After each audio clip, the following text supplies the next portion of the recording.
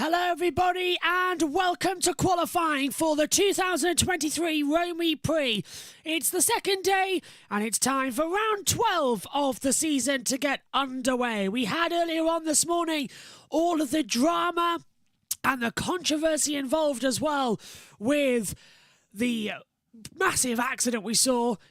Practice 3 this morning, everything went okay. Only Sasha Fenestras never got involved. But now hopefully, with the fingers crossed, we're going to be in for an interesting session. Good afternoon, everybody. Nick Cassidy, Mitch Evans, Jean-Eric Verne, Antonio Felix da Costa, Sam Bird, Stoffel Van Dorn, Sasha Fenestras, Lucas de Grassi, Dan Tinctum, Sergio Sete Camara, and Robin Flines are first up on the board for this qualifying session. So, let's see what we're going to get then. Megan Burge will be joining us for the race later. Hopefully, Ed Hunter will be there as well.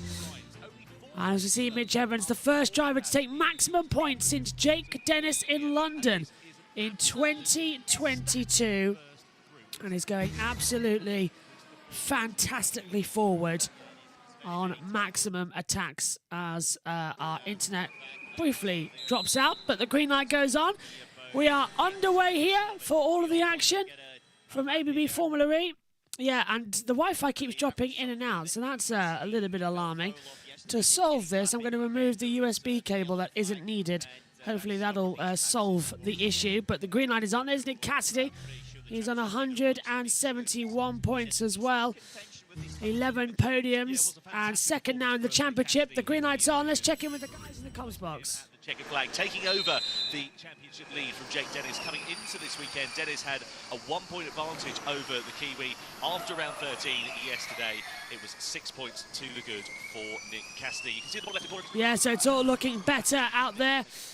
And the car's just circulating, as you can see, on the driver tracker up here in the comms box, as well as the informational boards to make everything A-OK. In fact, I don't even think I can turn off the live timing boards to make it work again. Cassidy just straight out there. No one wanting to disagree with the overall suspect of things, but nobody wanting to disagree as well. It's both the same factor. They don't want to have an uninterrupted session. They just want to be out there, be as clean as possible, be as quick as possible. Sector times on deltas are looking stronger as well, as our timing screen once again decides to disappear. Sam Bird coming back out on the track, which is brilliant to see. Bird then, who had that massive accident yesterday. Delighted to see that he is circulating out on the circuit and is back up into normal speeds. Hopefully, as well, we won't have the annoyance of the back half of the TV commentary coming through shortly as well for the race later like we did yesterday. But right now, it's all we can hear. A bit like in the practice sessions, I suppose. We'll just sort of make do with it as they come through once more. Last two corners, turns 16, 17, 18 and 19 as well. These sort of two sections of the track that mirror back to back with each other. And away we go then, on the laps, as once again our TV pictures go down. It's like, honestly, it's like trying to navigate working with equipment for the 1500s. It's just not wanting to work on the laptop. Really annoying as well that we can hear Alan McNish and Tom Brooks in the background, because that's not what we want to hear. We want to see the action out on the circuit and the cars being faster than what we expected. Verne's first sector time is a 24.994. Frines' first sector 24.966, looking better. Verne massively improving as he attacks full throttle past the monuments as well.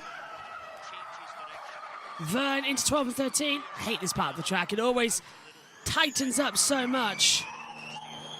Second sector time, 32.938. Van Dorn's down a little bit on his delta. He's setting personals only. It's a 25.2 and a 34.4. So Van Dorn's 2 seconds off the pace of what Verne is doing.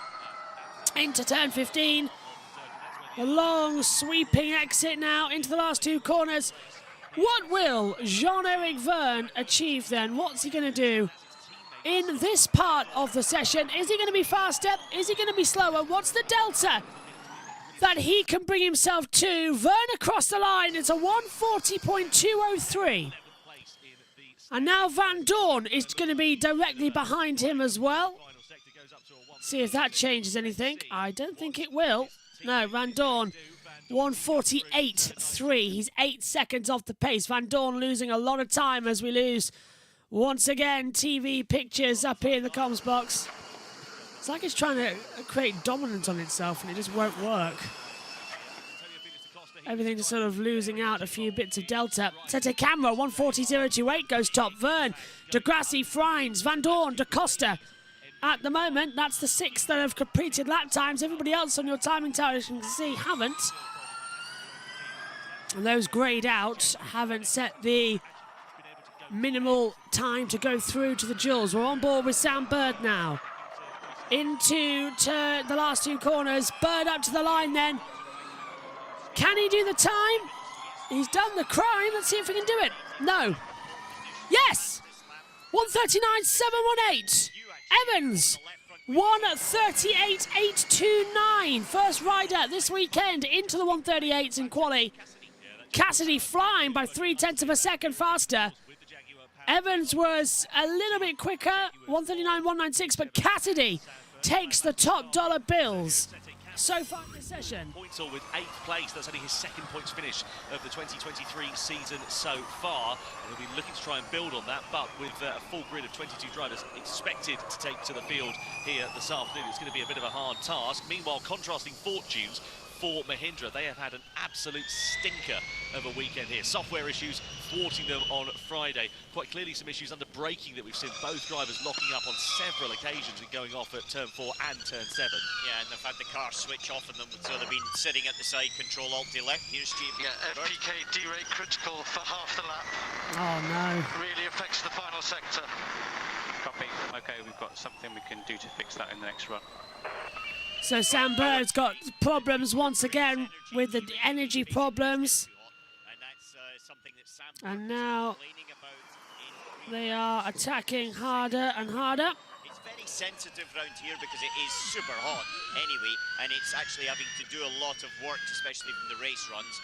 And the management of it through a race is going to be important. But for Sam Bird, we have to remember, this is a complete new car.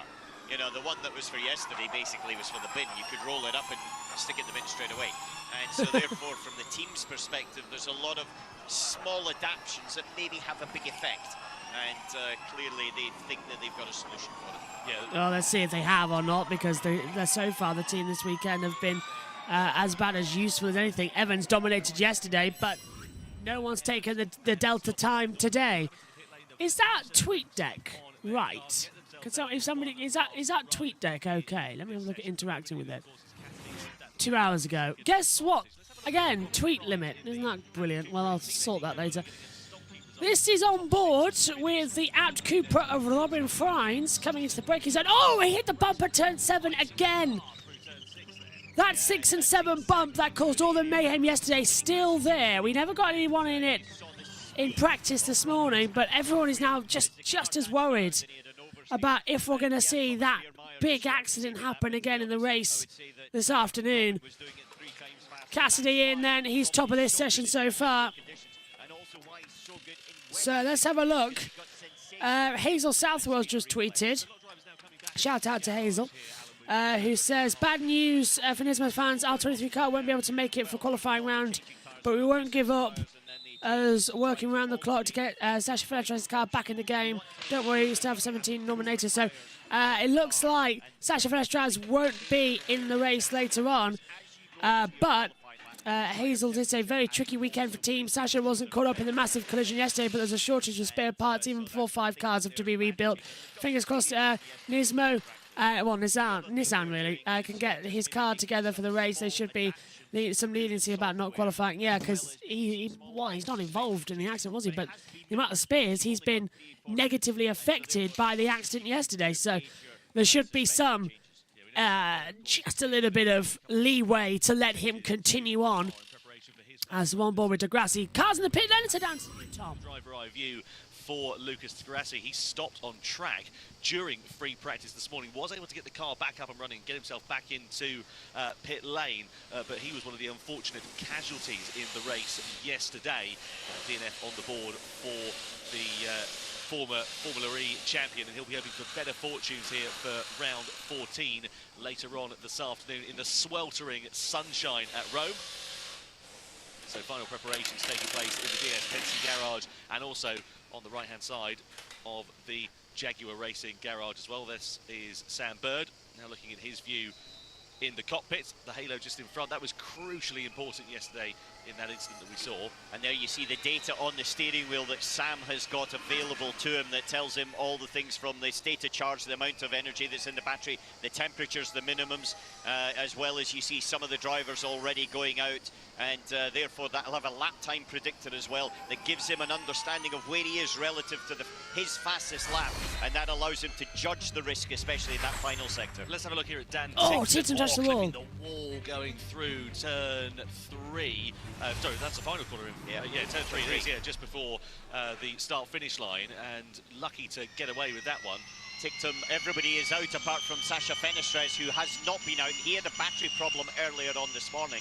We should note that he was super quick yesterday, in fact quickest in his group section, and led the race at one point, and he's still stuck in the pits. Well, Cassidy's the first. Yeah, it has been heard earlier, just a few moments ago, Fenestrez will not be taking part in this session or any part of the group stage, so that is a massive disappointment nonetheless, but the racing will continue and the action looks a bit dramatic as they come through. Once again, they've all gone out together, so the problems that we're seeing in terms of pack racing and pack qualifying is still here. We're watching Cassidy, miles ahead of everybody else, by the way. Absolutely miles. I'd love to know how we've ended up 15 seconds behind again, considering I haven't noticed any desync issues, but once again, we're behind the times. So we'll catch up. Cassidy, Vern, Evans, Van Dorn at the moment, the top order. There we go. That's better.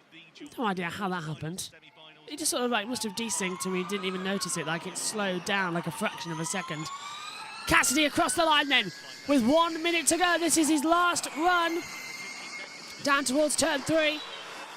Vern, Evans, De Grassi, Frines, Sete Camera coming in as well. Da Costa. Then it's going to be Van Dorn. They're all running out at the moment. So this is their last glory runs on these compounds in Group A of the first part of qualifying. The top 4, remember, go through to the quarterfinals. The fastest from each group will face each other. So they come down. Cassidy's going to go late on the brakes. Got a yellow flag at turn 4. Who's off at 4? Well, it's either going to be Da Costa or Frines. It's one of the two. They've had a lock up and down at turn 4. That could hold the proceedings later. The checkered flag is out. The session is over. Cassidy's first sector was a 24.6. Evans was a 24.5. So Evans is looking quicker. 98 thousandths up for Cassidy at the moment.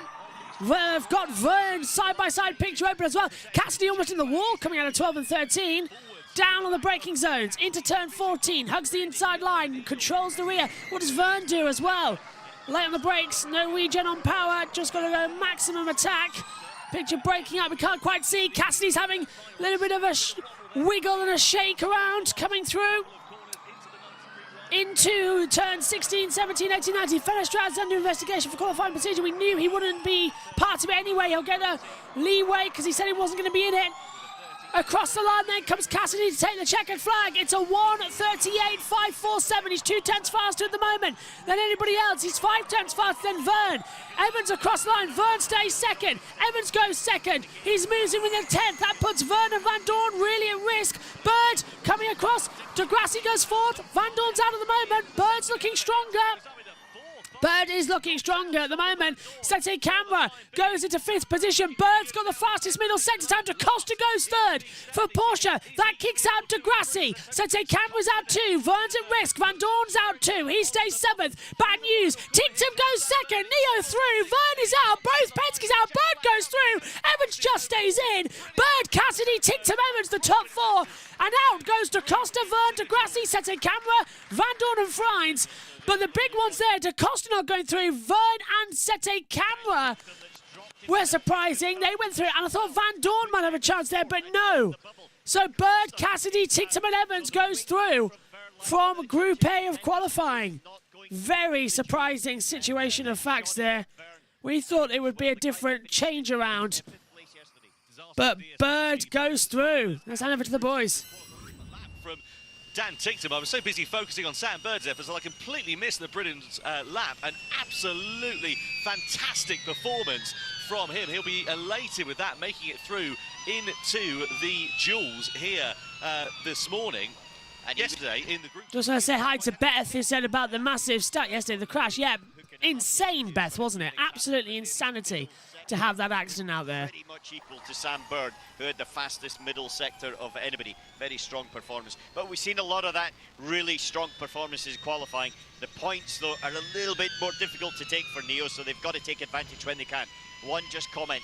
Fenestraz, he did not get out, so therefore he will start at the back. Obviously, a technical problem that stopped him from running earlier on in free practice has continued into qualifying. Yeah, the team's focusing their efforts on Norman Natter. This is Robin Freins going off on the run up into turn 7. We've seen that so many times here this weekend with the drivers pushing the edge of adhesion. The Abt Cupra driver sadly not making it through into the duels.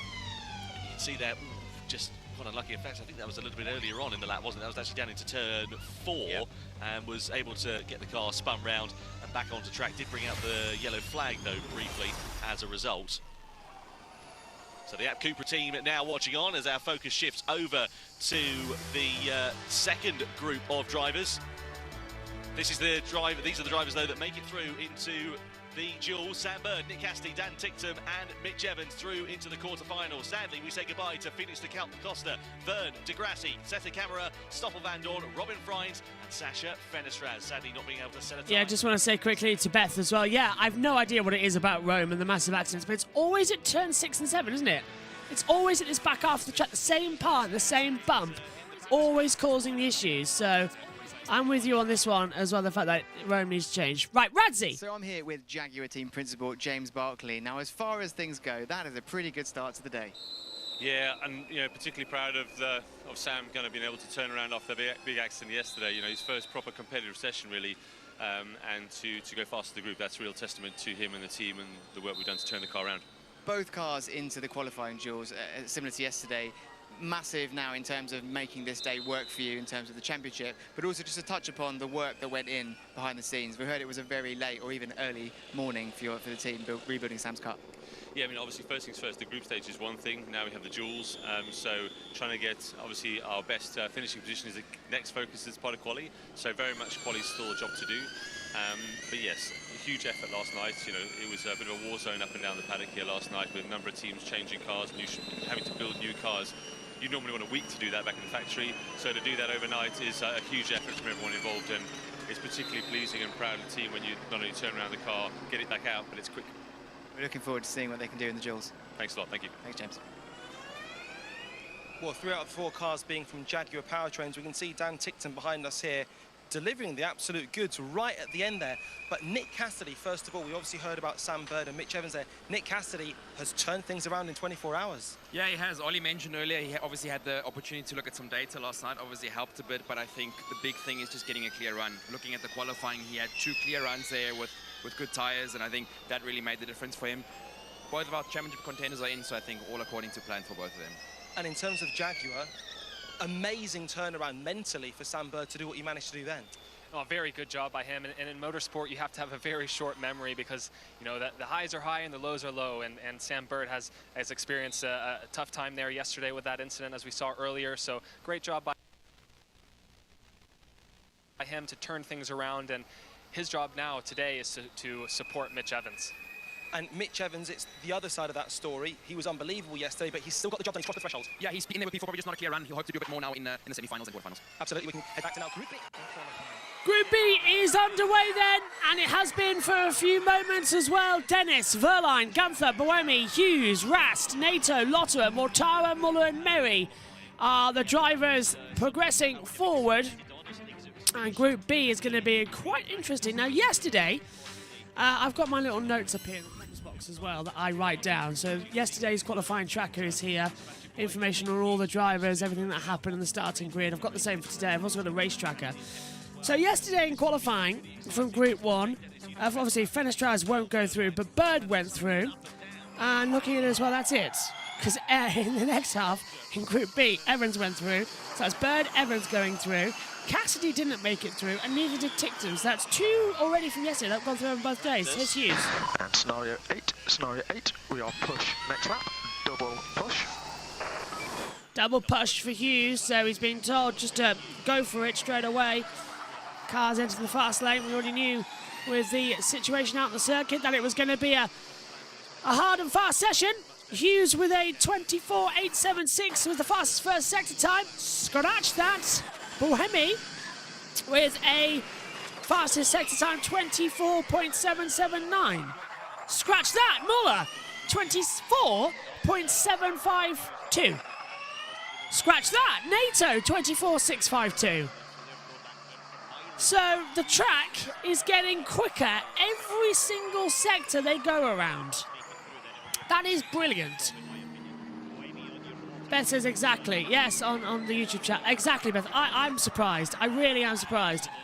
That I think next year they'll smooth that part of the track out or modify it or something, because everyone's just going to hold their breath today and hope that nobody has another big accident there. But we already saw in the first part of qualifying Robin Frynes have a major moment there, so they've got to be careful.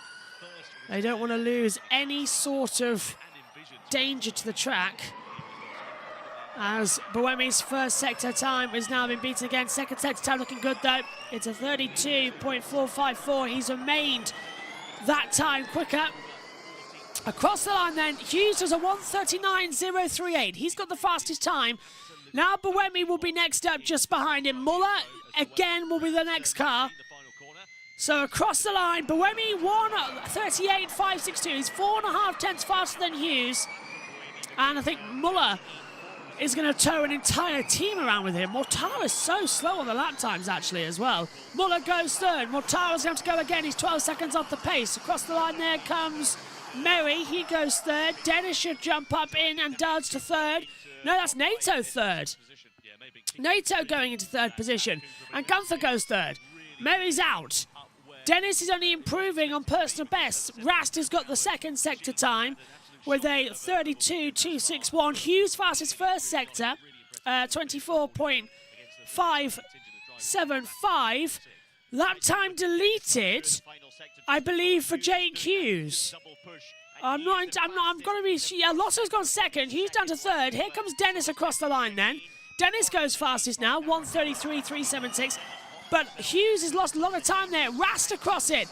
Goes third. Out goes Hughes. So Dennis, Boemi, Rast, Lotterer, the current top four. Then it's Hughes, Gunther, NATO, Merry, Muller, Mortara and Verline. Mortara, Verline... Well, actually, NATO, Merry, Muller, Mortara, Verline got to go again. Mortara's 12 seconds off. Verline's 16 seconds off. So they've done warm-up laps before a push. Now they're doing better. Hughes into the last corner, approaching the control line with 6:51 to go. Across the line, goes third. So it's a McLaren 3-4. Lotte has been pushed out of the session. We thought he might be. And now they've just got to start taking the time. As into the pit lane comes Cassidy. So into the pits, they're coming in after their first runs. Push lap, because he is only going to have the opportunity to do that on the next run as he... What about Muller? Muller's ninth at the moment across the line. He's going to continue on. Muller goes sixth. And Mortara goes seventh. And here comes Verline. Merry goes ninth. Verline. NATO eighth. Verline fourth. Kicks out Rast. That was a surprise. On the other side of the garage, Max Günther with an absolutely astonishing performance, getting Maserati's first podium here in Rome. Really impressive job from him, and he was absolutely delighted, as were the whole team. Yeah, they were. Roger Griffiths, team principal, on the left-hand side with Michael Andretti. I don't think his name needs to be sort of explained in the Andretti Formula E team. And as Michael there looking on, this is a big part of what they're pushing, because he's been one of the early investors in Formula E as the team coming through. Sylvain Filippi for Envision watching on then. Sebastian Buemi second quickest in this session with just over 5 minutes now remaining, ready for the last runs to come in this Group B qualifying session here. Yeah, and you saw Mike Ludd, who's the engineering sort of brain of the Envision team, to the right-hand side, who ex-Red Bull F1. And oh, picture's broken again. What a surprise. Lost all sense of connectivity. In fact, it's completely disconnected. Okay. Oh, here we go. I'm back now. 15 seconds behind the TV pictures once more. Some of these times, I really just wish it would work. I mean, it's Sunday morning. Who's on the internet on Sunday morning? Shouldn't be any need.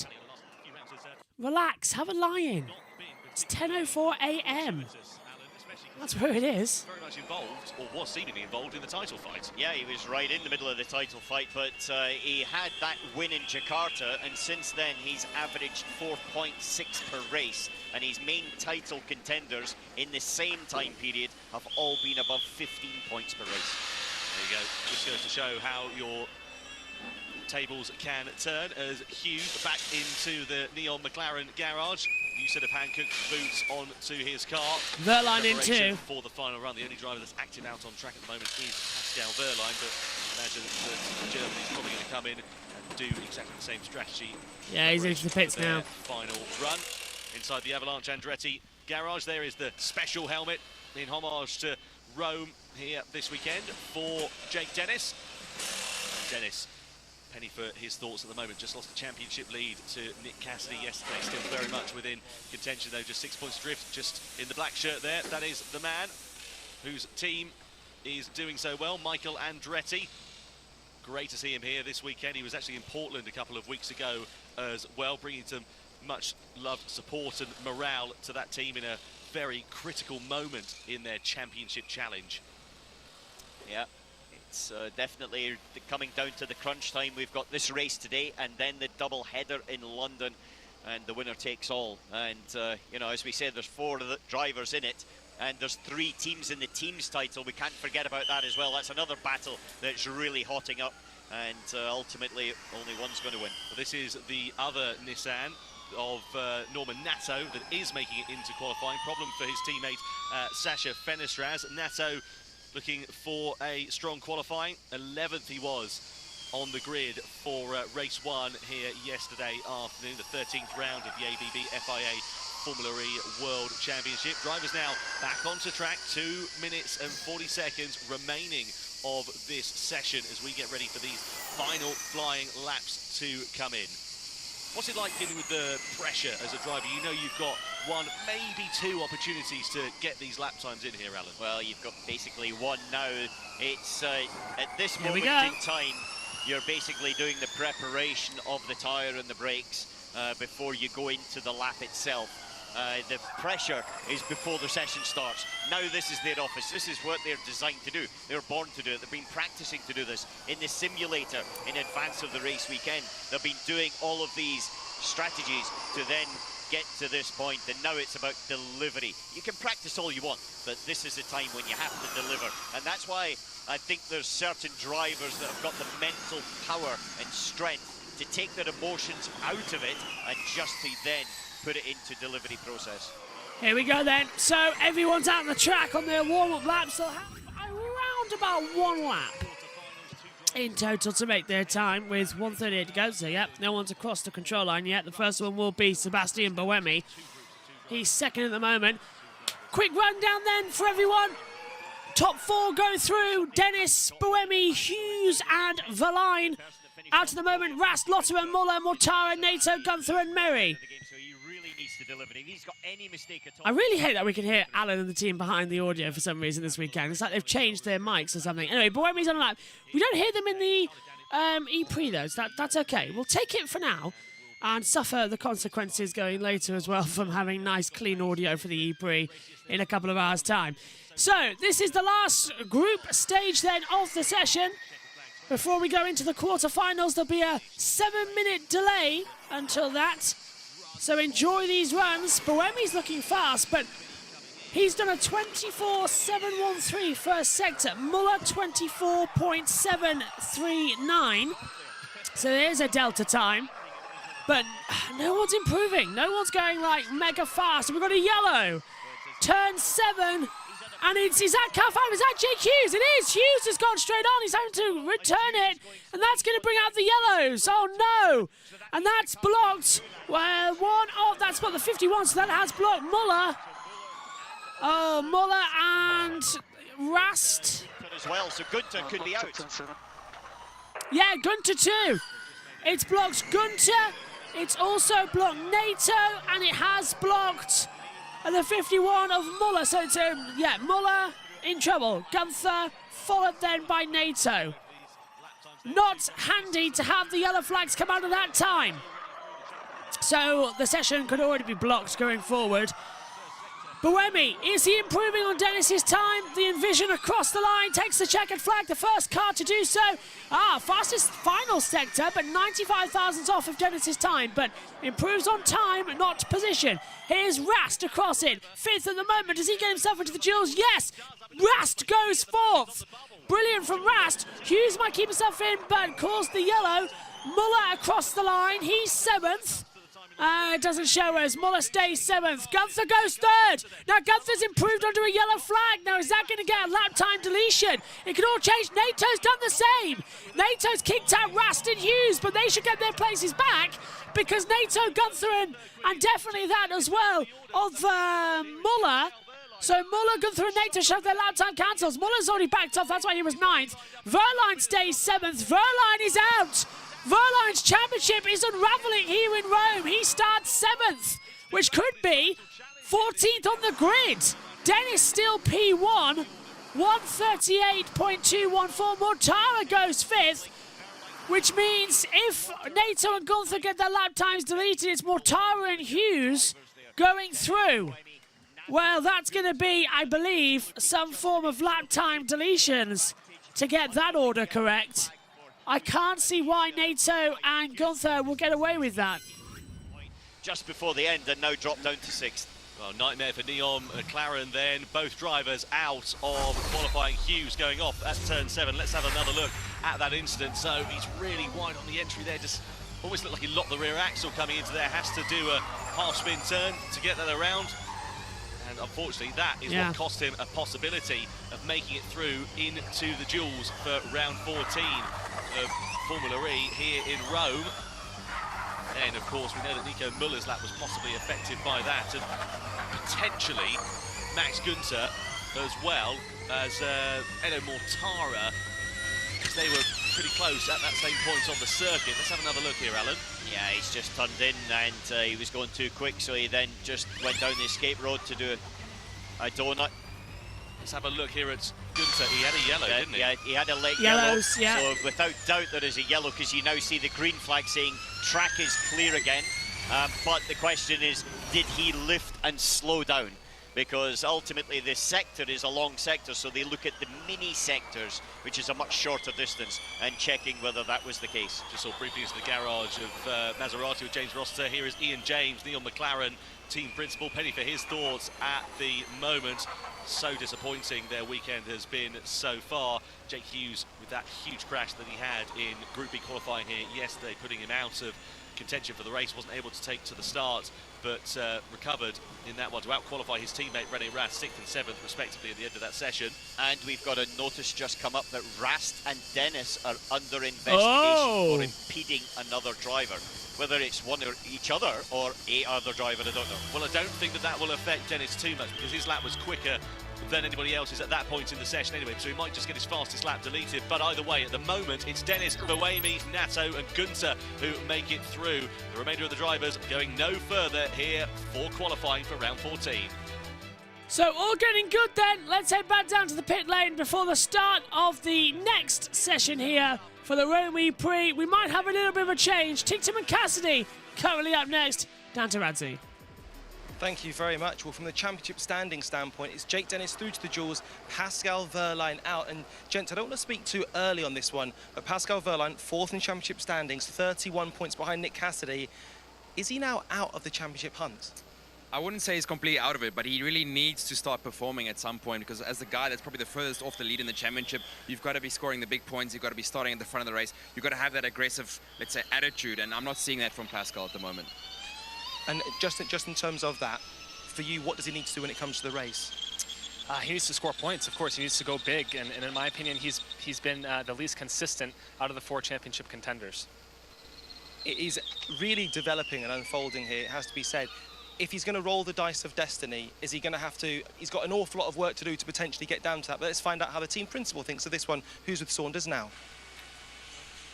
So I'm here with Florian Modlinger. Now, another disappointing qualifying run for Pascal Wehrlein in a very crucial part of the championship. First of all, what do you put the lap down to? Yeah, a very disappointing result finally. We have to look into it because in the first run he was on a very good lap. Sector 1, Sector 2 was good. He was on the way to P2, P3, but lost 4 tenths in the last sector. This we need to investigate and check what happened there. In the second run, he was not on the level as in the first run, but improved Sector 3. This means we did not bring the lap together, and this we need to check why. So given what we know about yesterday's racing, what is achievable from today? Is there still hope for this title, or is it going to be very tight now? You saw yesterday we have a lot of hazard here. It's a very difficult track and a big challenge for the drivers. A lot can happen here, but it will be clearly difficult from our grid positions and will be a tough day. Well, we know what Pascal's capable of, but there is going to be a challenge. Let's just touch a bit more about what is going to be needed now from the race. Yeah, we need to go full attack, also maybe higher risk than we normally would do, but we need to progress and try to squeeze out the maximum we can get. And strategy-wise, attack mode was very different across the grid here. What will be the game plan? What worked yesterday? There are different scenarios, but I will not tell now what we prepare for, but you will see different scenarios today, I think. Well, we look forward to seeing it. Thank you. Thank you. You're going to throw out the duels here for round 14 of the ABB FIA Formula E World Championship. And now we've got 4 groups of 2 drivers ready to go out in this session, including this man here, Dan Tictum, in only his 5th appearance of the duels in 2023. Looking forward to see what he's going to be able to do in that Neo. A brilliant lap right at the end of Group A qualifying. Managed to elevate him up the order, and subsequently he is going to go head-to-head with Nick Cassidy here in this duel as they both exit pit lane and wind themselves up ready for the lap. And the dejected-looking Pascal Wehrlein out of qualifying once again. 2 races this weekend, 2 qualifying sessions. Both times he does not progress forward to the duels. Yeah, that's clearly the weakness in the overall package, I would say, on that side of the garage. They struggle with this qualifying, and it's getting to the point that everybody else is so consistent. You can't have a weakness. Well, here are the quarterfinals then. So it's Dan Tictum versus Nick Cassidy. It's the 2 Jaguars going head-to-head against one another. Mitch Evans versus Sam Bird, Norman Nato and Sebastian Buemi, and then Max Gunter and Jake Dennis will go head-to-head. Only 2 groups of drivers will progress forward into the semi-finals, and then we'll have the final fight for pole thereafter. Just a little bit of clarity on something we mentioned in the group stages there. Gunter and Muller are being investigated for not slowing down after the yellow flags, but that will be after the session. After the session. Yeah. Gunter obviously going through and up against Dennis in the final of this. Dan Tictum then lining up. Yeah, after the session then, which I think was going to be the standard procedure to come into it as well. As we get ready, away we go then for the quarterfinals, and we move to our battle screen in preparation for it. So, Tictum versus Cassidy, and Tictum's gone out first with Cassidy in 2nd position. That's how it's gone so far, so I just need to get my pen out to write in as well up here in the commentary box. So Tictum and then Cassidy. I write differently with this little black pen, I've just noticed as well. It becomes more like a doctor's scribble up here in the commentary box when I'm doing that. But away we go. See, this is why Megan would usually be, if she would, I've given her this, she wasn't ready to come into the commentary box this early after yesterday. So she's in for the race. But usually at this point, Megan would be here and sort of fill in while I write out those scribbles on the timing sheets. But so far, this is the warm-up lap. Then usually the second cars get released when the others on their fast laps, so that it's just a constant stream of go, go, go. And it's a lot easier to keep up. Hi. Yes, it is way too early, isn't it? I don't know, you might be watching, so hello. It is way too early as they come through. So the session continuing on. Once again, they'll have the opportunity to have the run. Tictum will lift off and attack on his power laps. So Gunther and Muller not slowing down to yellow flags will be investigated after the session. Evans and Bird may now enter the fast lane. You can see that just below the investigations that you've seen on the timing tower. Now, just to explain how this is going to work, if you're new, above us, you'll see the sector times for each of the drivers. This is our dual screen, which is a lot easier to commentate on for these types of sessions, believe me. It's a lot easier and a lot more, not complicated, but it's a lot nicer to have the run through as well. So, the lap attacks will commence, and away we go. Tictum versus Cassidy. They've held Tictum's image first of all through turn 3. Tictum's looking much faster, actually. 30 thousandths of a second faster as they head down towards the back half of the circuit into turn 4. Now, Tictum's farther ahead, so I can tell you that Tictum's first sector was a 24.495. Cassidy's is up. It's a 24.341. So at the moment, Cassidy is up by 0.4 of a second. You can see it on your timing screens at the top there. Tictum's second sector, 32.373. Cassidy's is coming through shortly. Is he going to be faster or not? It is a 32.078. So Cassidy's got 0.4 over Dan Tictum, which I think was what we were all expecting to happen anyway. But you're seeing the delta times above you on the timing graphics. That's the information displayed by race control.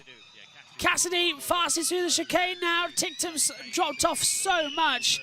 Third sector will be the lap time, and that will be when the checker flag will come out. You'll get told the overall lap time. There we go. Tictum is a 1:38.720. Cassidy is up. Surely he'll go faster. The computer's predicting him. Look at that, a second ahead already.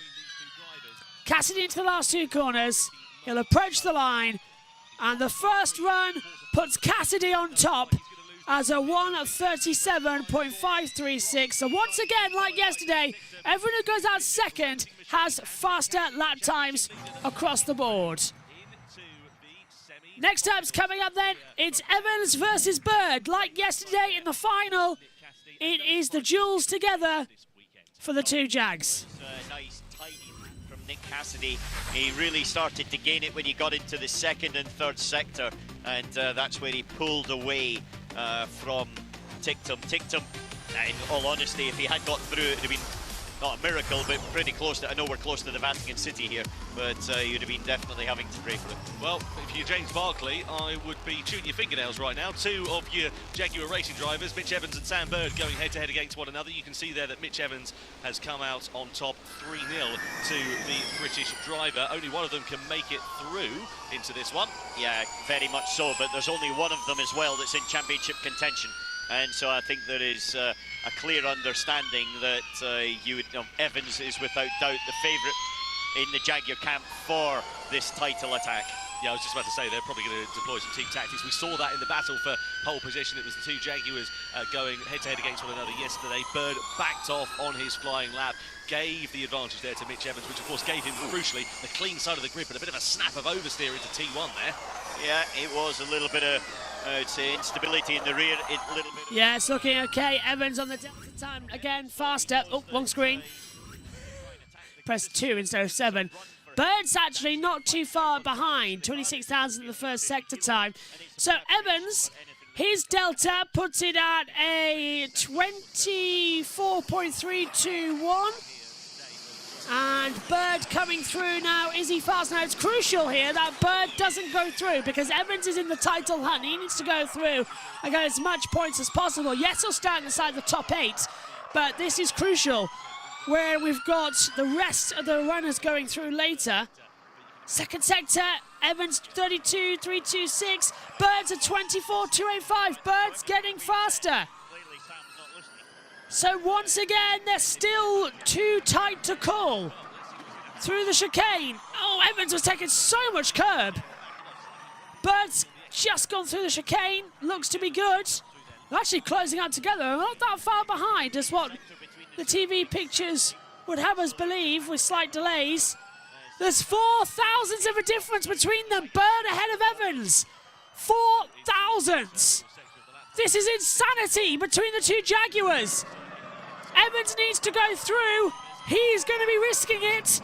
But Bird went second. Bird would have the faster time. Evans across it. Evans is ahead. Bird, I think, has backed off in that last sector. I think Bird has deliberately backed off here to give his championship rival and the teammate an advantage. Bird across the line.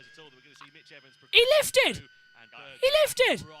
He lifted. Came to the massively line, there. Yep. What was that? He was 6/10 slower over the final sector, so Sam Bird clearly making sure that his teammate went through. Well, hang on, that's race fixing. That's a manipulation of the results. That's, yeah, Sam Bird deliberately lifting to let his teammate Mitch Evans through. That's not a win in my book. Bird had that. Bird was faster than Evans. That is Evans going through for championship rivals. I don't like that. I never did, but that's manipulation of the events. You see there, actually, from Evans' point, that the car actually doesn't. Some of them, the rear is really jumping. So this is now Sam Bird, just as he comes into the final sector. He's got a left, right, left to go. And he's going to back off here, so let's have a listen to it coming through the final couple of corners. This is the last corner. And yeah, there's the line on the right-hand side, so 50 metres before the line, lift and coast. Bit of energy saving for the race. Yeah, just getting his tactics right. Well, quarter-final 3, they're coming thick and fast here this morning. Norman Nato in the Nissan versus Sebastian Buemi in the Envision Racing Machine. So and Nato's straight out there as well. Nato's got straight on for the timings. So they're back on it again. Nato on the top with Buemi gone out second. So this should be Buemi fastest, in my opinion. Next up, we've got Gunther versus Dennis, but it's going to be Cassidy versus Evans. The two championship rivals are going to go head-to-head in the first semi-final, which is going to be very interesting with 3 races to go. Buemi and Nato are separated by 2 thousandths of a second in the first sector point. Buemi's moved ahead by a 10th. Buemi second out. Buemi getting the better of the track improvement. It seems in the duels, if you want to be quick, you go out second. So I expect Dennis to go through. We've got a very interesting title lineup here. Oh no! Buemi's in the wall! Buemi's in the wall! Sebastian Buemi has locked up at turn 7 and has gone straight into the wall. He's reversed it and got going, but Buemi has thrown it away, and Norman Nato will go through automatically into the next part of qualifying. So Nato goes through, and Buemi's mistake proves what I said is literally nonsense. Oh no! That is harsh. But it certainly doesn't help Nick Cassidy as much as they were hoping. Just check the front wing, I don't want to lose it under the car in case it's damaged. Yeah, they don't want to miss anything, do He's they? talking there, he doesn't want to lose under the car because there's limited spare parts after the carnage of yesterday. And so at that point of view, he's immediately thinking, which is sharp from Sebastian Buemi. Yep. Nato was a 1:38.613. Buemi's got to finish the time, otherwise he'll lose the delta point. So Buemi will finish the lap, but it will be a slow one. It's a 1:51.464 for Buemi, and your heart drops a little bit there. take the checkered flag, and he eventually finished nearly 13 seconds adrift following that crash on his flyer. And it is going to be Norman Nato that progresses through in the Nissan. Good job for Nato. Nice tidy lap for him with a 1:38.6. Certainly not the quickest that we've seen so far this year, but let's have another look at the Buemi incident here, Alan. Yeah, this is, well, I think Sebastian maybe wants to listen to Oliver here in the jump, but he comes up and he's just at the change of tarmac, locks up the rear, gets a bit of oversteer, and he's going in so quick that it's difficult for him to get out and go down the escape road. And he was too committed to go to the escape road, but ultimately that was it, just nosed it into the barrier. Well, quarterfinal 4 then, it's a head-to-head between Max Günther for Maserati and Jake Dennis for Avalanche Andretti. You can see they've gone head-to-head a few times this season, 2 in the favour of Günther and 1 in the favour of Jake Dennis. These two were very close in terms of race results here yesterday. Günther with a third place finish, Jake Dennis finishing in 4th. So let's see how this is going to play out. Yeah, this is our last one then on the board with the quarterfinals. Then we'll go into a break for the semi-finals, another 7 minutes. Then we'll go again for about a 10-minute break before we go into the final, which will wrap up this qualifying segment. And away we go once more then. Günther's on a lap, Dennis too. Now, what's the difference between them? Günther's first sector time will be coming up shortly. That's the one we need to keep an eye on. And it is now with a 24 point...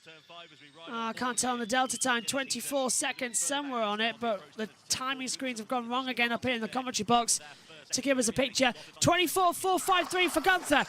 Dennis a 24.546. Delta times are improving massively. That's what we wanted to see. That's what we wanted to know. Just to have that advantage point, to feel the data coming through. Second sector, Günther is 20... No, second sector, Günther's a 32.491. Dennis 32.175. Günther's down. So Dennis, as we predicted, is going to fly through here in the qualifying session. Perfect as well for Jake Dennis. Lost the championship lead yesterday to Nick Cassidy, needs to take it back. It's effectively a three-way title fight, isn't it, between Cassidy, Evans and Dennis.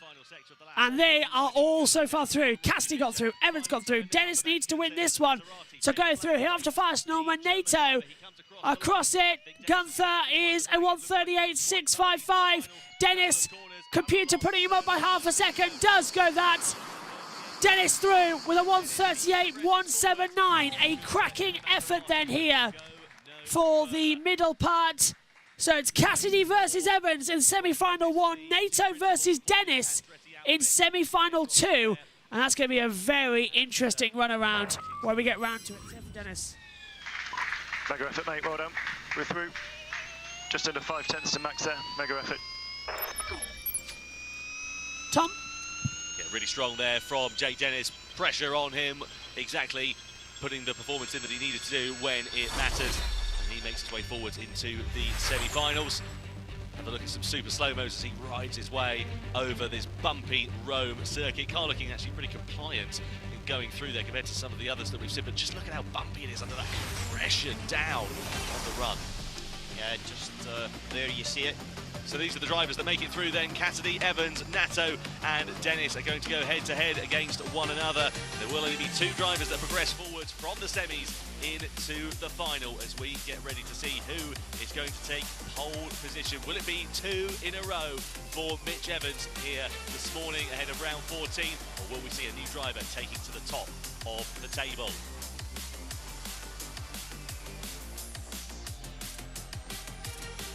Okay, let's head down to the pit lane then with 4 minutes to go until the semi-finals. Let's catch up with the latest from pit road.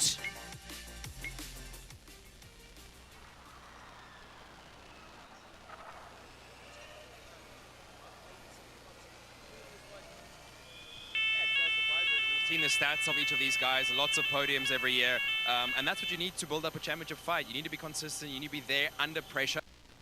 And you can see these guys, that's why they are where they are in the championship. They can deal with that pressure in the heated moments like here in Rome. How important will qualification be here? Certainly. I'll just use your it's microphone for a second. I think you heard the question there, mate. Yeah, qualifying is extremely important here. As we saw yesterday, it is difficult to pass. And yeah, I have to say I'm impressed with those top 3 in the championship standings right now. They're doing what they have to do when the pressure is on in this moment. At this point, what is it like when you are in a semi-final and you have a performance which is ultimately could go somewhere in determining the race outcome? I think most of them are happy to be in the semis now. I think that's pretty much a good baseline for all of them. So, you know, everything on top of that now is a bonus. We've seen you don't really want to lead these races either. So I think they're pretty much happy where they are now and already looking almost towards the race. If we're going to go out and call it here, is Mitch going to do it again? I think the odds are with him. He has a magic around this place, as we said before, and just so much momentum. He has a very good understanding of what to do, and he has the support from Sam Bird now starting up there. With that in mind, we can head back to our commentary now of Tom Brooks and Alan McNish. Yeah, thank you very much indeed, chaps. Looking forward to getting the semi-finals underway. It'll be Mitch Evans versus Nick Cassidy, first out on track just a couple of minutes ago. The momentum, as Oliver was saying just a few moments ago, very much in favour of Mitch Evans, fresh off the back of the perfect round 13 of the championship for him with that pole position, fastest lap and the race victory. Nick Cassidy, though, certainly don't count him out. As I said many times, it only takes just one small error, and that can really count it against you. Great to see the fans making their way here in the scorching temperatures, though, Alan. Finding some shade is the order of the day. Yeah, definitely. Umbrellas up, not for the rain, but for the scorchio of sunshine that's hitting us at the moment. Air temperature is 33 degrees already, 50 degrees for track temperature there, Tom.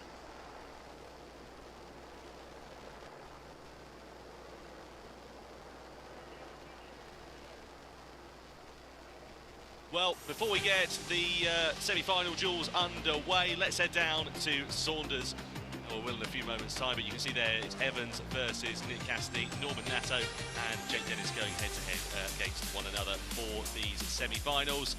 And then, of course, we've got 2 drivers going for pole position here for round 14. Let's head down, though, to Saunders, Shelby, before we get this one underway and see who he's found in the paddock. Yes, I'm here with Sam Bird, Jaguar TCS Racing. Now, before this weekend, we'd had to wait, I think, 5 or 6 races to see both of you guys in the duels, and you've done it back-to-back here. Yeah, we have. Jaguar have given us a really good car this weekend. Obviously, I was up against the King of Rome, and somebody that is obviously fighting for the championship. So, team orders took place, which is absolutely fine. He's fighting for the championship, but I had an important role to play, which was to get him through to the semis, and that was achieved. Thanks very much, Sam. Cheers, thank you. Well, Sam Bird there, playing the team game. You can tell a little bit by the body language, he's understandably a little bit frustrated with that, and no surprise at all. There's I think he's frustrated generally at the moment. I don't think it's necessary. He understands that, and that's part of the game. That's what you sign up for. But I think he's just generally frustrated that, without doubt, Sam has got the potential for a lot more than actually he has received for many different reasons over the course of this year. And that's the simple fact. It's a build-up and accumulation of, I would say, disappointment through the year. Yeah, he'll be hoping to just be able to have a strong race, and of course there's a lot of rumours flying around that we could possibly have a new lineup at Jaguar next year. Mitch Evans possibly being joined by the man who he's duelling with here in the semi-finals of Nick Cassidy, and all New Zealand lineup is what is floating around the paddock here in Rome. Whether that occurs remains to be seen, but it means, of course, that Sam Bird is going to be in the shop window for a number of other outfits for season 10 of Formula E. Just having a look, actually, between Cassidy and Evans. Amazingly, this is their first meeting together in the duels. Yeah, and we'll find out what happens. You know, they're very, very close in terms of, I would say, their ultimate performance by what we've seen. However, without doubt, Evans, I think, has got the capability just have a feeling to extract a little bit more out, especially in that final sector, as we look at semi-final 1. Both of them running effectively the same powertrain, but with very different ways of working it as well.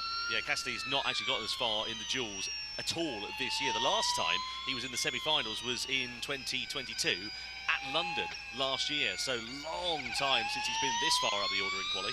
Yeah, but it's important for his championship, he does, because he's got to make sure that he gets as many points as possible. And you can't always rely on your ability to fight your way back through the field. There's one day that won't work, but he's put himself in a much better position. And he said to me just before the show, actually, that he was feeling yesterday he had the car and the capability to qualify really well, but he just didn't quite put it together in the first run, and then there was the yellow flags in the second run. Well, here we go then. Just want to say hi to Omi, who's watching on the YouTube channel, and everyone watching on Everywhere Live. So, semi-finals. Let's see what we're going to get from this mess to come in now. Yesterday, it was Fenestrals and Bird, Bohemian Evans. Today, Cassidy Evans, Nato and Dennis. So only Evans has made it this far. And yesterday, of course, he took pole position. Can he go the whole way and take it? But in this one, he's having to face the championship leader of Nick Cassidy. This is a big one for the championship. Every point counts with 3 races to go and doubles around everywhere. Cassidy on a charge now too as he heads down the back straightaway. Evans looking good. First sector time for Evans is a 24.334. Cassidy coming into that first sector time now. Oh, he's 29 thousandths of a second ahead. 24.305. They're practically matching. Every point counts. Every nanosecond counts out here on the track. And it really is being proved. Cassidy into turn 7 on the braking zone, turns it in, gets it stuck nicely. Evans is way ahead in the distance. Evans has dropped 3 tenths. Evans 32.468. Cassidy 32.324. Where has Evans dropped that much time? It looks like our race winner yesterday and pole sitter yesterday is going to get defeated by the man who finished in 2nd place in yesterday's longest ever Formula E race. And the current championship leader. This is the big one. Out of the last corner. What can Evans do as a benchmarker? It's a 1:38.322. Is he faster? Cassidy looks like he's quicker though. Fastest sector 1, fastest sector 2. Out of the last 2 corners, Nick Cassidy goes through to the final. 1:38.056. Evans is defeated in Rome. And it's Cassidy going through to the final. Will he face Dennis or will he face Nato? Wow! Cassidy goes through. Good job by Cassidy. Radio. Yes, right. very good. Oh, we are. Very good. Am I in? You're through. Really? Through. Final. Oh, man. No. Wow. Bird feels like he's just done that for nothing now. He had to give up his own fastest lap time to allow him through, and it just wasn't needed. It wasn't necessary, and it has cost him, and you can feel it hurting as well. You can physically feel the amount of pain they're going through at Jaguar. They will start at least 3rd or 4th on the grid. So it's row 2. So it's not all over for Evans. It's row 2, 3rd or 4th on the grid. Semi-final 2 though, Nato versus Dennis. That's how we're going to line up in this one. So effectively this could be 3rd or 4th, depending on which one sets the fastest time. So I'm expecting Dennis to go through here, and it's going to be Cassidy versus Dennis in the final. How much of a subliminal mind-altering occurrence is that going to be as Nato starts his delta time? Into turn 3, late on the brakes.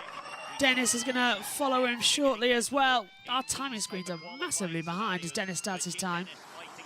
Honestly, never known a qualifying this strange and chaotic. Nobody can actually predict what's happening next.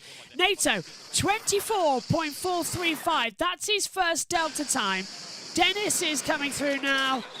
And then look at that, they're so close again. It's a 24.405. So Dennis only ahead by 30 thousandths of a second. It's really not that long. Really is quite close between them. As they turn in once more, Dennis is now ahead by 1/10 of a second. Second sector time for NATO is a 32.250. Dennis is coming up to that delta time after turn 12 and 13. He's through it now. And Dennis does a 32.108. Down out of turn 14. The long sweep at 15 at the hairpin. NATO using all the inside line. Dennis is ahead by only a 10th and a half. It's enough, but NATO could have a great last sector. They've got to find the time. NATO's on the attack into the last corners. Through 16, 17, 18 and 19, the last corner. And the delta time puts him, NATO, with a 1:38.203. But look at that. Dennis is only 42 thousandths of a second faster. This is going to be a very close way to the final. Who faces Cassidy in the final? It's Dennis. 1:38.087. Final, Cassidy versus Dennis in around about 5 minutes' time. Fantastic session. Well done. Going head-to-head against one another in qualifying, but of course here, Alan, there's 3 points up for grabs, and there's a 5-point difference in the title standings too. Oh boy. Absolutely, just to make it even more spicy, they both did identical times, 38.05 for Cassidy, 38.08, 300ths of a second between them. And so it is going to be one heck of a final. But I've got to say, Norman Nato did a very good job there. Let's have a look here at Jake Dennis. You can see he was really looking confident in that lap. Nice, smooth inputs on that car, not overdriving it, not pushing it beyond its limits. He seems to get that Avalanche Andretti really, really hooked up when it comes to qualifying. Well, there we go then. The semi-finals are concluded. It is Nick Cassidy and Jake Dennis who will go head-to-head against one another in the battle for pole position ahead of round 14 of the ABB FIA Formula E World Championship. The top two drivers in the title battle. 3 points on offer, 5 points separating them in the standings. This is going to be crucial for their weekends here so far.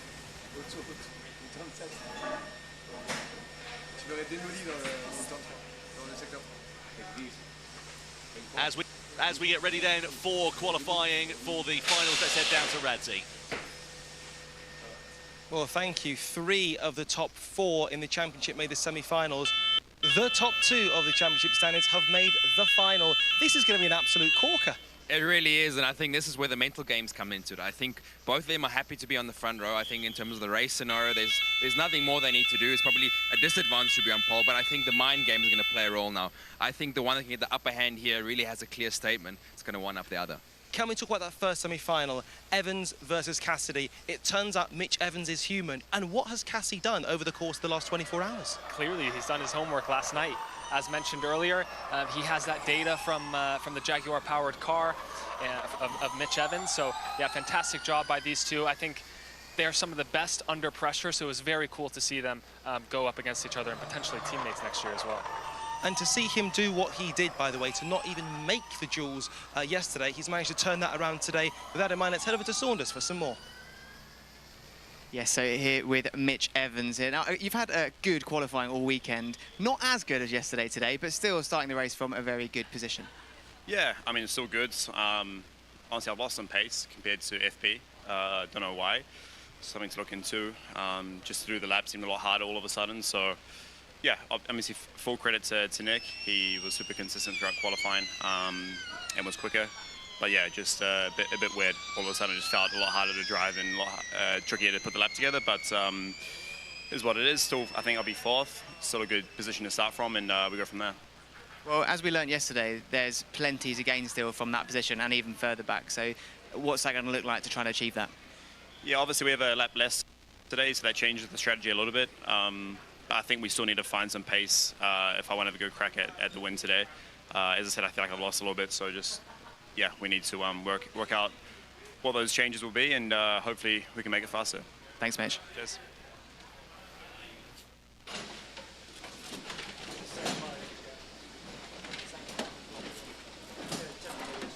Well, the drivers then lined up and ready to go ahead of the finals.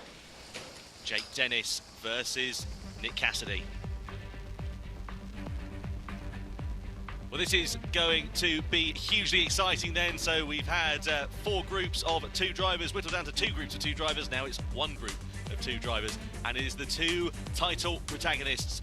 Cassidy leads the standings by 5 points over Jake Dennis, but there are 3 points up for grabs here in this final. And you can see just how fast this Rome circuit is, Alan. Yeah, coming up through turn 6 into 7, very, very quick.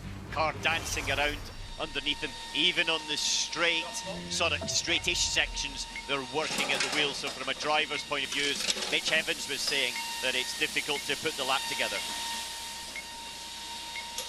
Well, the Jules final is number 1 and 2 in the championship standings. 24 hours ago, Jake Dennis led Nick Cassidy by 1 point. 24 hours on, Nick Cassidy leads Jake Dennis by 5 points. And Ollie, off air, you made a really good point. Yes, and like Tom said, this could come down to the end of the championship by just a couple of points. This could prove to be one of the most important final qualifying appearances by these 2 drivers, the 2 championship protagonists. And with that said, does that mean it's therefore more important for Jake Dennis possibly than Nick Cassidy, who's already got those 5 points? Yeah, I think, of course, every point you can get here is naturally very important, but I think the bigger point here, is, as I said before, is the mental game. I think if you can one-up your rival in the championship, this is where it comes down to. You've got to stay cool, and everything you can do to put your rival under pressure, it just adds up and builds up, and in the race, obviously, if you can have the upper hand, then it all helps. There's also the team championships as well to think about. These guys, in terms of Andretti and Envision, they are number 2 and 3 in the Drivers' Championship, and we're seeing here, Ollie, a brilliant lap from Jake Dennis. Yeah, brilliant lap by Jake. You know, he's a smooth operator, performs very well under pressure, and I have to mention a very good job by Norman Naito. You can only imagine what his teammate might have been able to do, Sasha Fenestraz, without that issue earlier on in qualifying. And that's the nature of the Jules, that we do love the fact that it comes down to fine margins. Could it come down to 1,000th of a second that we have seen before? It's time for the Jules final, so we can hand back to our commentary team of Tom Brooks and Alan McNish. Yeah, thank you very much indeed, lads. This is going to be exciting, possibly the most important duel in the history of this format for qualifying. The 2 title protagonists, Nick Cassidy and Jake Dennis, going head-to-head in the final, round 14, the penultimate weekend of the championship. And this is going to be hugely important. Nick Cassidy has a 5-point advantage over Jake Dennis coming into this round. There are 3 points on offer, though, for pole position. So Jake Dennis needs to do everything he can to secure pole. Yep, the points, and it's going to come down to these individual points for qualifying, for fastest lap, etc. I think that will make the differentiation between who wins and does not win this World Championship. And so it could be a very important qualifying run for both of these. For the grid, for the race itself, yeah, it's not so much. It is all about those actual single points that you're talking about. Well, here we are then, confirmation. Jake Dennis versus Nick Cassidy. In the predictor, you think that 65% of you think that Nick Cassidy is going to be the driver who takes his first pole position of the 2023 Formula E season. But I will just remind you, he has been on pole position here before in Rome. Unfortunately, it wasn't the result that he wanted at the end of the race, but he has had a pole position. And so really right now, you've got someone that's definitely got the capability to do it in Nick Cassidy, without question, we know that. But on the other side, you've got Mr. Consistency when it comes to Jake Dennis. It is separated by thousands, there's no question, in my opinion. It is going to be down to the details. Here we go. This is going to be very interesting. Nobody knows exactly what's going to happen here. The 2 championship protagonists battling it out. Dennis versus Cassidy. This is the warm-up laps we're just seeing at the moment in time. Now, yesterday, Bird v Evans. Evans went out. We now know that Bird must have lifted off like he did today. So, looking ahead to today, Cassidy versus Dennis. This is going to be such an important session. Dennis has gone out first, so my prediction, Cassidy is going to be better. Track temperature 52 degrees, air temperature 33 degrees, humidity 48%, 1 km/h wind speed, probability of rain at 35%. But that track temperature later on is going to be over 60. The air temperature could also be over 48. The unusual temperatures we are having here in Rome, the hottest, some of the hottest days we could ever have. It's absolutely insane. Hello, that's a mini XLR to a large XLR adapter. I want one of those because then we can have ear mics instead, you know, over the ear hook mics. Instead of having to wear the headsets all the time. Change a little bit. Right, away we go then for the final, and Dennis has already made one mistake. He's oversteered coming through turn 1 and 2. Dennis is going to lose a lot of time for that small mistake already. The car was oversteering the back. Cassidy hasn't made that error. He's right on it. Now that could be a little bit of a mistake by Dennis. First sector time coming up for Jake. What is it? It's a 24.406. Now what is Cassidy going to do? At the moment, through the first mini sectors, he's down by 44 thousandths. But in the first sector, is he quicker or not? Oh, it's so close! 24.479! It's literally a tenth the difference at the moment. It's less than that, 79 thousandths, even 74. It's so insane between them. Dennis is ahead. Cassidy's losing a bit of time. Dennis through the second sector, 32.135. Now, what about Cassidy? Entering into turn 11 through the control line. Cassidy's second sector is 32.342. So he's 2.8 off the pace at the moment. So this could be Dennis for pole position with Cassidy second. Either way, the championship protagonists 1 and 2 will be 1-2 on the grid. This is the most crucial duel we've ever seen. It could determine the World Championship. 5 points between them in the standings. 3 points for pole position. Whoever will be, Dennis needs pole. The picture goes, and Dennis has it. 1:37.986. But what about Cassidy? Fastest time so far. Can Cassidy take it? 5 becomes 2. Cassidy second. 1:38.057. It is Jake Dennis who has pole position for the Romy Prix. The 3 championship protagonists line up. Dennis first, Cassidy second, and fourth on the grid will come Mitch Evans. Wow, do they line up 1, 2, 3? That's what we need to wait for. Let's hear from him. Nato might have gone slower. Nato might have gone slower the lap time. Being told Nato, I lost it. You might have heard in the background of the garage there. Clearly, emotions running very high. Yeah, you see there, Sylvain Philippe there, slightly disappointed, not necessarily because it's second on the grid, but because the championship leads. The gap closed up, but it was so close between them. It was hundredths of a second in the semis between their best lap times that put them into the finals, and then it was less than a tenth of a second in the final itself. But Jake Dennis, without doubt, deserves the 3 points on this occasion. Very, very good delivery by him and the team. 2 points the margin now as they go into the race itself. Well, it's the second pole of 2023, and it was right when it mattered. It came right when he needed it to. 3 points, he reduces that deficit to Nick Cassidy at the top of the order, down to just 2 points. What a phenomenal lap for Jake Dennis, as you can see him riding the bumps here in this Avalanche Andretti. And that car really did look strong and composed, as did they both over the course of that. It would be really difficult to tell it from the naked eye between the two there, but Nick Cassidy did a great job, especially in that final sector, because he was nearly 0.3 of a second adrift at one point and really closed that deficit down in the last couple of corners. Yeah, he certainly did. It wasn't quite enough at the end of it all, but Jake Dennis has delivered all the way through.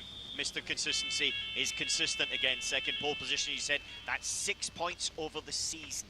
And those are the important ones that just brings you right into the title fight. Yeah, needs to try and get as many bonus points as you can over the course of the season for Jake Dennis. And he had 6 bonus points going into this one. And that means he moves up to 9 points in total that he has secured bonus. Yeah, here's the standings. Nick Cassidy will be on 171. Dennis on 169.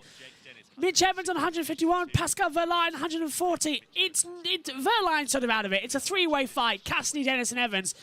And we're checking where Evans is starting on the grid, whether he starts 3rd or 4th, depending on whether he was quicker than NATO's time. That's the thing we're checking. So it could be championship protagonists 1, 2, 3. In Rome, into turn 1. That's never gone wrong before, has it? No, I can never remember any time a championship protagonist started 1-3 on the grid and things went wrong. London calling anybody? Season 2? So, this is looking insane. Absolute insanity when the race gets underway in a couple of hours' time. 11 o'clock coming up. We're on here at 1:45. Race underway at 2. So 3-hour break until, yeah, gonna go chill, enjoy my Sunday. Couple of episodes of House, write my notes up. All do well. And Dennis flying everywhere. He was good, wasn't he? It was a bad start, but a good run. He accelerated over the line. He's a very late apex, got maximum speed here, and there's a little jump there, and look at the oversteer coming in. He just kicks it, brings it back into line, loses maybe a fraction of a second, but ultimately shows how much on the limit Jake Dennis was from the start of the lap to the end of the lap to deliver a 1:37.986 pole position lap. Well, the heat is on here in Rome, and the heat was certainly on Jake Dennis at the end of that session. But Dennis did deliver. What an absolutely fantastic performance. What a great qualifying session. The dual format really does work incredibly well in Formula E, and it set us up as an absolute treat for the race here this afternoon. We're going to be hearing, though, down from our pole sitter, Jake Dennis. He is with Saunders. So I'm here with the man on pole, Jake Dennis. What a flying lap that was, and also now narrowed that gap at the top of the championship to just a few points. Yeah, I know those 3 points are crucial. Yeah, I really needed that against Nick today. You know, obviously Nick, Mitch and myself were there obviously in the top 3, so it was super tight between all of us. But what a turnaround after yesterday. Like, we really brought the game to Jag today. They definitely had the advantage after yesterday, and we've sort of changed the car overnight, tried something, and it seems to have worked. So yeah, bring on the race, and yeah, looking forward to racing against a bunch of Jags. So it's going to be good fun. Not to jinx it, but history very much in your favour here, because every time you've started from this position, the lowest you finish is second. I mean, yeah, but if Nick wins, then it's no good. So I need to win the race today, and I'm feeling confident we can do that. The car's feeling strong, and yeah, we're ready to make amends after yesterday's mistake. Congratulations again. And now to present the Julius Baer pole position trophy, we have Sabina and Chiara from Sapienza Fast Charge Formula Student Team. Trophies presented then. Here's how they line up on the grid for the 24-lap Rome E-Prix we will have later on. It's been reduced by 1 lap. Yesterday it was 25, today it's 24. Don't know why as of yet, but that is the situation we've seen. So it is Jake Dennis on pole position. Nick Cassidy will be second. Norman Nato third. Mitch Evans is fourth. Sam Bird fifth. So Nato does start third. He was ahead as well. Bird fifth. Gunther sixth. Tictum seventh. Boemi eighth. Mortara ninth. And DaCosta rounds out the top 10. Hughes is 11th with Verne in 12th. Rastis 13th. Degrassi 14th. Verline 15th. Sete Camera is in 16th, 17th for Lotterer, 18th for Van Dorn, 19th Muller, 20th Freins, 21st Marion, 22nd for Sasha Fenestraz. That's the running order we've got right now on the grid as well. We'll be back later on today for all of the action from the Rome E-Prix. You can join us on Twitch and JB Motorsports 2 live at 1:45 British summer time. You can then join us for the complete upload of the race. Once again, that'll be on JB Motorsports YouTube channel and on Twitch throughout the day. You can get ready to join us as well for live IndyCar coverage as well. That is going to be the Grand Prix of Toronto later on, myself and Megan in the box. You can also join us live for that, fingers crossed, on JB Motorsports if we get our live streams back. If not, we'll be on JB Motorsports too. So stay tuned to Twitter at JB Motorsports YT for all the latest information and links to our upcoming videos. So, Championship protagonists 1, 2 and 4 on the grid. First 2 rows, very interesting. Dennis on pole ahead of Cassidy. We'll see you later for the Rome E-Prix. Bye-bye.